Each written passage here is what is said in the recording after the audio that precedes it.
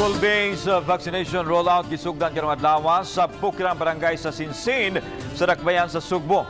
Atong Sairan kining report.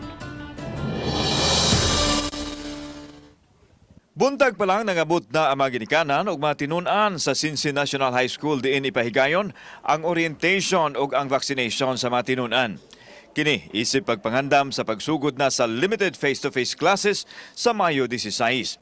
Usa si Raisa Binuha sa nagpaabot nga mabakunahan. Gikulbaan man apan mas mipatigbabaw ang iyang excitement sa pagbalik na sa limited face-to-face classes. Ingon usab nini ang gibati sa mga ginikanan nga gikapoy na sa module sa mga bata. Aron matuman kini gikinahanglan nila nga magpabakuna. Gimingaw na ko og sud sa classroom. Aron maka-eskwela na sa akuan man sila sirs kanang sa naapil sila sa pilot test. Ang English teacher nga si Mr. Coino, murag makaginawa na sa load kung makabalik sa face-to-face busa nang hinaot siya nga magpadayon na ang maong sistema sa pagtungha.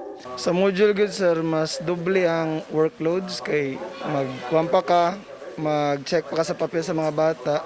Para sa kanimang good kung mag face-to-face ang ganito sir kay diretso ka makahatag sa kanang insights or kanang lessons ba. Kanang makapatuyan kay kanang discuss kutol sa masabtan sa bata.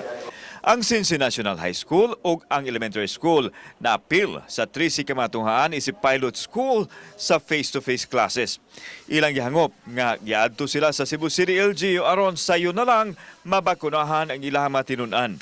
Nagusbat man ang ilang eskwelahan sa Bagyong Odette apan wa kini makapugong sa ilang tinguha nga mabalik sa normal ang pagtungha sa mga bata. Sa among mga kanang tinun-an, hopefully na mabaksina na jud ta kay magsugod na unya ang ato ang face to face niya.